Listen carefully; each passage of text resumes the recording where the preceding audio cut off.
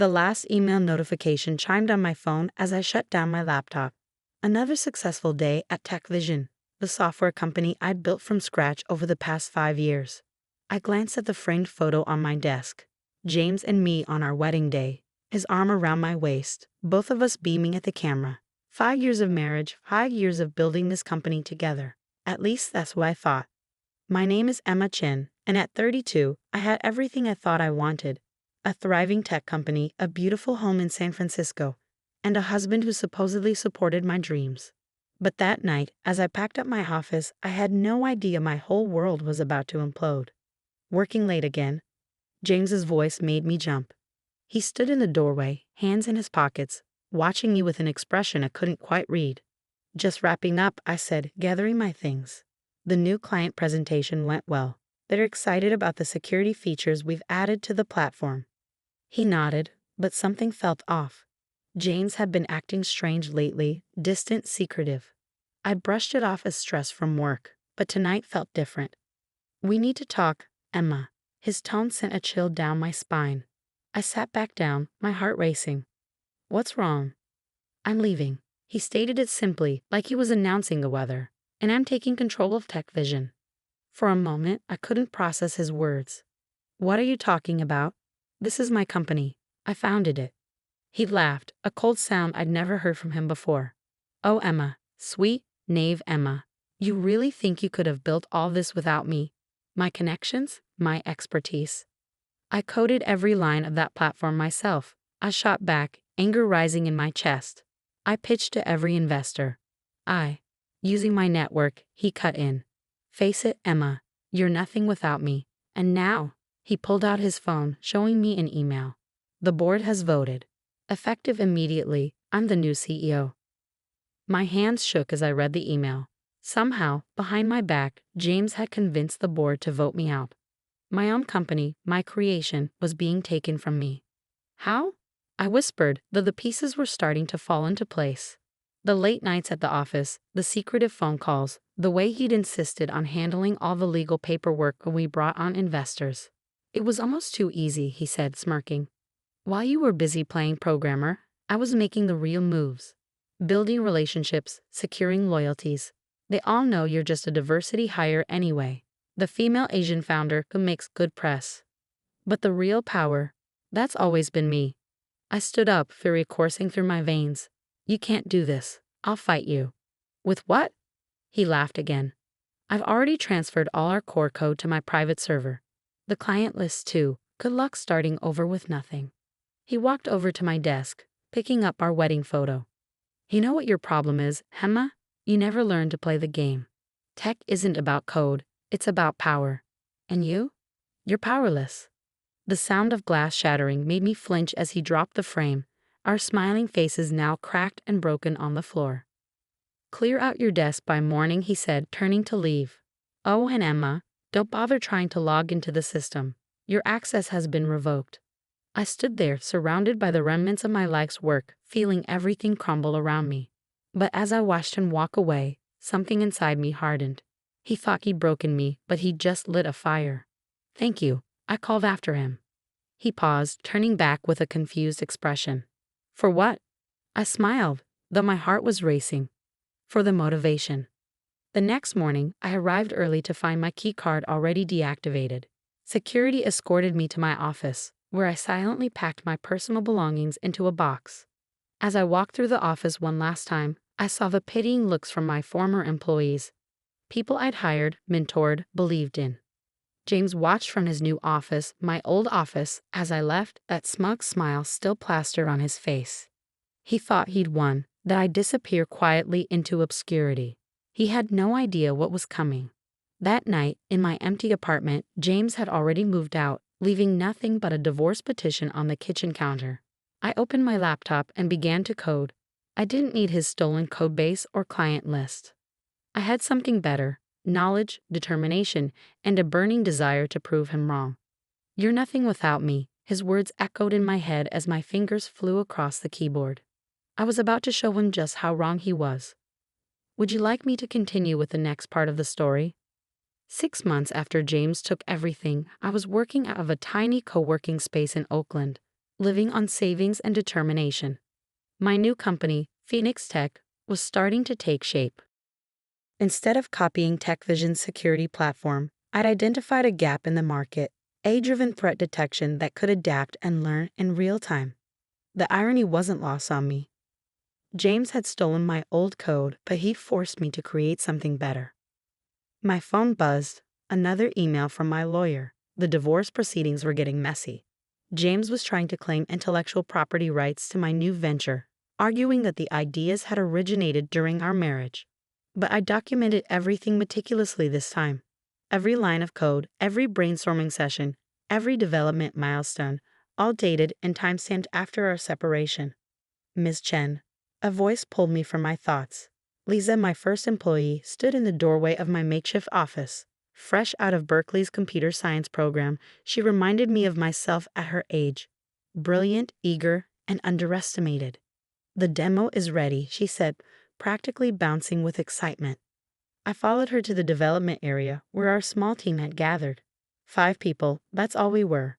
A far cry from TechVision's 100+ employees. But what we lacked in numbers, we made up for in talent and drive. Show me, I said, taking a seat. The demo was flawless. Our AI system detected and neutralized threats faster than anything on the market, including TechVision's platform. But more importantly, it learned from each attack, growing stronger and more intelligent. This is incredible, I breathed, watching the system adapt in real time. How soon until we can present to investors? 2 weeks, Lisa replied confidently. We just need to polish the interface and run final testing. I nodded, hope blooming in my chest. We had something special here, something that could change everything. The next morning, I received an unexpected visitor. Sarah Martinez, TechVision's former head of sales, walked into our office unannounced. Nice setup, she said, looking around our modest space. Different from the old days, huh? I tensed. Sarah had been one of the first to align with James during the takeover. What do you want? She sat down, her expression serious. Things at TechVision. They're not good, Emma. James is running it into the ground. The platform's stagnating, clients are unhappy, and the best talent is jumping ship. And I kept my voice neutral, though my heart was racing. I heard rumors about what you're building here. She leaned forward. Word is, it's revolutionary. I want in. I studied her carefully. Why should I trust you? Because I was wrong about James, she said quietly. We all were. And because I brought you this. She pulled out a USB drive. Internal reports showing serious vulnerabilities in TechVision's security platform. James knows about them but won't allocate resources to fix them. He's too busy trying to impress investors with flashy features. I took the drive, my mind racing. This was valuable intel, but something didn't feel right. What's the catch? Sarah smiled.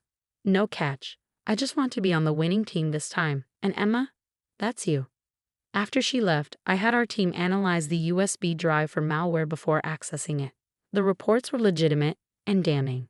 TechVision's platform had critical security flaws that put clients at risk. I stayed late that night, wrestling with what to do. The ethical thing would be to alert TechVision's clients about the vulnerabilities. But James would find a way to bury it, and it would tip our hand too early.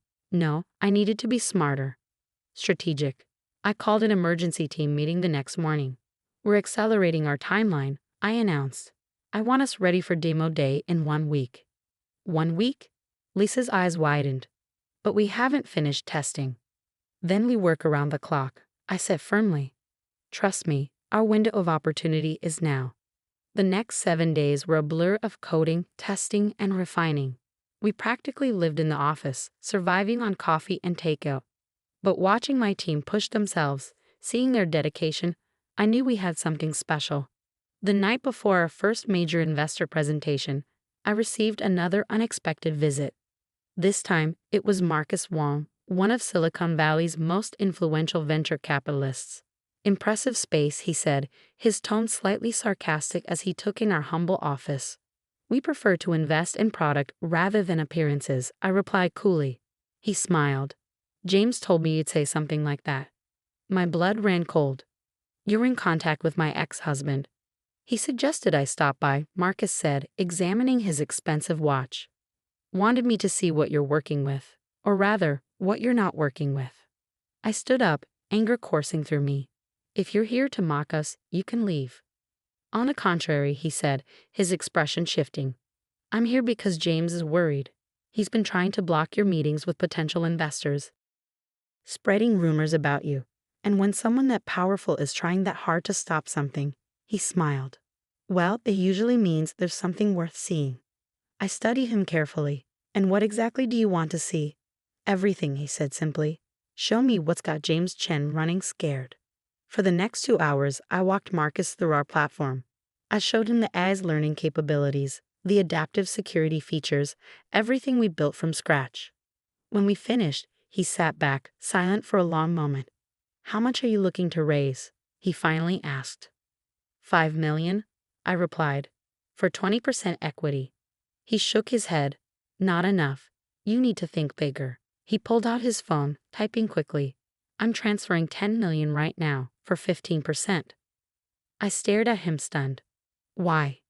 Because revenge is a powerful motivator, he said, standing up. But what you've built here, this isn't about revenge anymore. This is about revolution. As he walked out, my phone buzzed with a transfer notification. $10 million. Enough to scale, to hire, to finally compete with Tech Vision on equal footing. I immediately called Lisa. Get the team in here. We're going shopping for a real office. The next morning, as we packed up our little space in Oakland, I found our first whiteboard covered in early sketches and ideas. At the top, in my handwriting, nothing without him. Watch me. I smiled, taking a photo before erasing it. Phase 1 of our journey was over. Phase 2 was about to begin. With Marcus Wong's investment, Phoenix Tech transformed overnight. We moved into sleek offices in downtown San Francisco, hired top talent, and accelerated our development timeline. But the real game changer came 3 months later when the cybersecurity world was rocked by a massive data breach. TechVision's platform had failed catastrophically. A vulnerability, the same one Sarah had warned me about, left dozens of major corporations exposed. Client data was compromised, stock prices plummeted, and the tech media was having a field day. I was in a meeting when James called. What did you do? He demanded, his voice shaking with rage. I didn't do anything, I replied calmly. Your platform's vulnerabilities did this to you. You knew about them. You could have warned us. Like you warned me before stealing my company? I couldn't help the satisfaction in my voice. Besides, I did try to warn you. Sarah Martinez brought those reports to your attention months ago. His silence told me everything. Face it, James. You were so busy playing power games that you forgot the most important thing. Building something that actually works. The next few weeks were chaos in the tech world. TechVision's clients were jumping ship en masse, desperate for a secure alternative. And there we were, Phoenix Tech, with our revolutionary AI-driven platform ready to step in. Our first major client was Goldman Sachs, formerly TechVision's biggest account. When their CTO saw our demo, he signed on the spot. Others followed quickly: Microsoft, Oracle, Twitter. Each success felt like a vindication. Then came the moment that made it all worth it. I was being interviewed by TechCrunch about Phoenix Tech's meteoric rise when the reporter asked about James.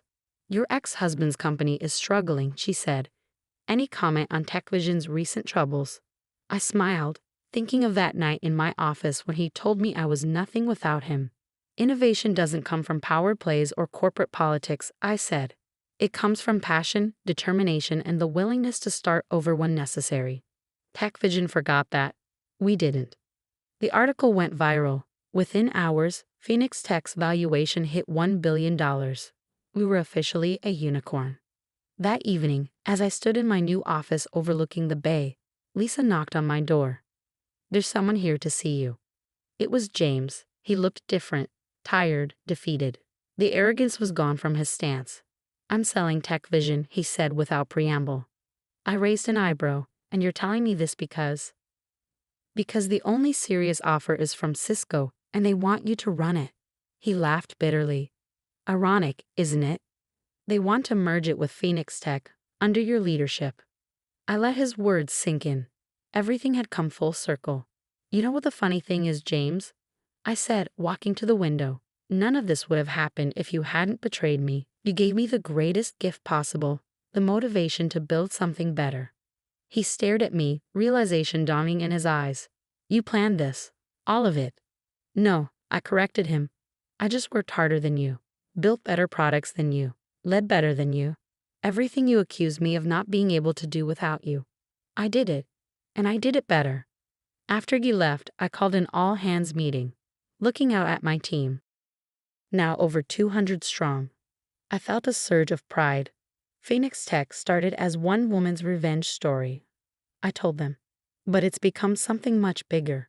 We're not just a company. We're proof that sometimes the best success stories start with someone telling you you'll fail. 2 weeks later, I signed the acquisition papers. TechVision, the company that had once been stolen from me, was now a division of Phoenix Tech. The price tag? $500 million, a fraction of our valuation. James's name wasn't anywhere on the new organizational chart. That night, as I packed up my old wedding photo, the one he'd shattered, I finally felt at peace.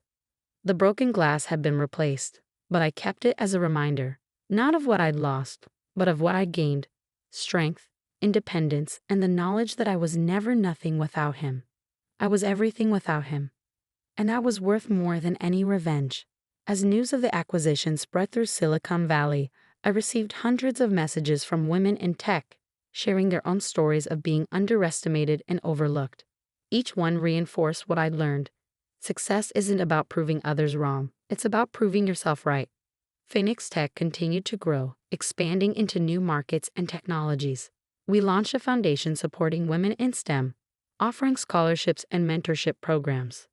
The girl who'd once been told she was nothing was now helping others become something extraordinary. And James? Last I heard, he was trying to launch another startup. But Silicon Valley has a long memory, and some bridges, once burned, stay that way. As for me, I keep that broken wedding photo in my desk drawer. Not because I need it anymore, but to remind myself and others of an important truth. Sometimes the people who try to break you end up making you unbreakable. That's the thing about phoenixes. They don't just rise from the ashes, they soar.